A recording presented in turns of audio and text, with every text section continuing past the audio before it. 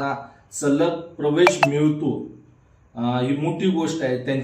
त्यांना जी इन्फॉर्मेशन आहे आम्हाला हे माहीत नाही. आम्ही तर मागच्या 16 पासून पीएचडी विद्यार्थ्यांसाठी आम्ही संघर्ष करत आहोत. दुसरी गोष्ट आहे की भारत सरकार शिष्यवृत्ती एका घरातील 2 व्यक्तीलाच मिळते, एका घरातील 2 पाल्यांना मिळते. तोच नियम बार्टीच्या आधी छात्रवृत्ती संदर्भात आहे. हे कदाचित वित्तमंत्र्यांना माहीत नाहीये.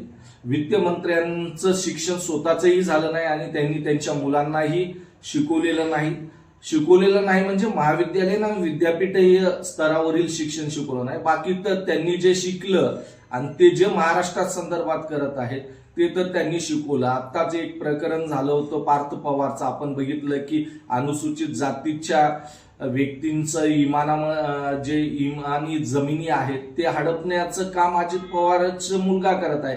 म्हणजे एक परफेक्ट एज्युकेशन जे भ्रष्टाचाराचं आहे ते अजित पवारने त्यांच्या मुलाला दिलं, पण महाविद्यालयीन शिक्षण दिलेलं नाही. अजित पवार जे दोन्ही स्टेटमेंट आहेत हे चुकीचे आहेत. दुसरी गोष्ट की वित्तमंत्र्यांनी सामाजिक न्याय खात्याच्या प्रश्नाचं वारंवार हे उत्तर देत आहेत की बार्टीच्या फेलोशिपच्या संदर्भात यांनी देण्यात येऊ नये. सारथी, महाज्योती आणि अमृत आणि बार्टी आणि टीआरटी, जसं सारथी, अमृत, महाज्योती हे एक वेगळा आहे, त्याचा जो निधी आहे तो अजित पवार यांना ठरवावा लागतो. पण बार्टी आणि टीआरटी याचा जो निधी आहे तो central government plus state government भारतीय संविधानाच्या तरतुदीनुसार ते ठरवलं जातो आणि त्याचा आदिवासी विद्यार्थ्यांचा जो निधी आहे तो आदिवासी मंत्र्यांकडे राहतो, रिझर्व्ह राहतो. तसंच अनुसूचित जातीतील विद्यार्थ्यांचा हे सामाजिक न्याय मंत्र्याकडे निधी रिझर्व्ह राहतो. त्यामुळे अजित पवारने बार्टीच्या फेलोशिप संदर्भात भाष्य करू नये. बार्टीची फेलोशिप जी आहे ती सामाजिक न्याय विभागामार्फत दिली जाते. त्याच्यामध्ये सेंट्रल गव्हर्नमेंटचा 60% वाटा आहे तर स्टेट गव्हर्नमेंटचा 40% वाटा आहे.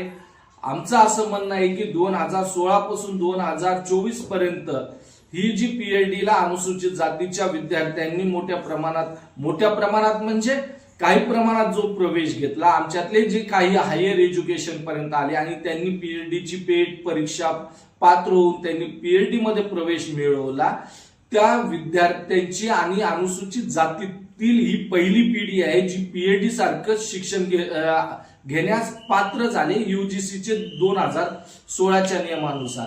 पण यूजीसीने आता नियम बदललेले आहेत आणि पुनश्च तीच नियमावली आमच्यावर लादण्यात आलेली आहे जी 2016च्या आधी होती. 2016च्या आधी गाईड हे सवर्णांचे होते.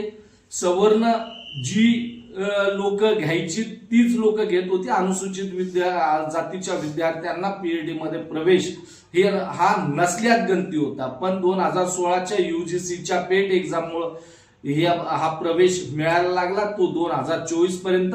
आमची अशी मागणी आहे की अजित पवारनी बार्टीच्या फेलोशिप मध्ये लुडबुड करू नये. संजय शिरसाट साहेबांनी आमचा शैक्षणिक म्हणजे अनुसूचित जातीला येणारा जो फंड आहे तो शैक्षणिक आणि आर्थिक सामाजिक विकासासाठी येणारा तो निधी आहे जो अजित पवार वारंवार दुसरीकडे वळवतो. त्या अजित पवारला सांगणं आहे की आमच्या निधीमध्ये ढवळाढवळ करू नका. संजय शिरसाटनी 2023 आणि 2024च्या पीएचडीच्या विद्यार्थ्यांना फेलोशिपची जाहिरात काढावी आणि त्वरित सर्व विद्यार्थ्यांना यूजीसीचे जे नॉर्म्स आहेत, यूजीसी ज्या पद्धतीने फेलोशिप वितरित करते, ज्या रकमेने फेलोशिप वितरित करते त्या रकमेने फेलोशिप द्यावी. जी विद्यार्थी पेट पात्र आहेत त्या सर्व विद्यार्थ्यांना ही फेलोशिप मिळाली पाहिजे. अजित पवारच्या या स्टेटमेंटचा आम्ही धिक्कार करतोय, निषेध करतोय. अजित पवारनी यानंतर अनुसूचित जातीच्या भारत सरकार शिष्यवृत्ती आणि बार्टीच्या कुठल्याही प्रश्नावर बोलू नये.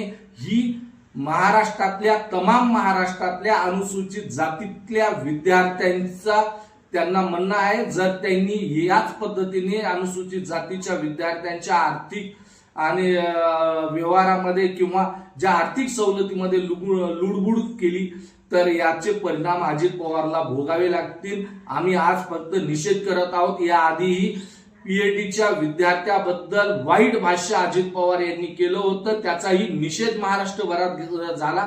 अजित पवारने आपली शैक्षणिक पात्रता बघून भाष्य करावं. पीएचडीच्या विद्यार्थ्याबद्दल, त्यांच्या ज्ञानाबद्दल भाष्य करू नये. आम्ही पैशापोटी नाही, पीएचडीला तेवढा पैसा लागतो, जे पैसा लागतो तोच आम्ही मागतो. आणि हा पैसा अजित पवारच्या घरातून, पवार घराण्यातून येत नाही, ते सरकार, स्टेट गव्हर्नमेंट, सेंट्रल गव्हर्नमेंट देते. आणि ही तरतूद काय वित्त मंत्री देत नाही, तर भारतीय संविधानाने तर ही तरतूद आहे की कल्याणकारी राज्याच्या धोरणामध्ये अनुसूचित जातीचा शैक्षणिक विकास झाला पाहिजे आणि त्यासाठी केंद्र आणि राज्य सरकारने आर्थिक सहाय्य केलं पाहिजे.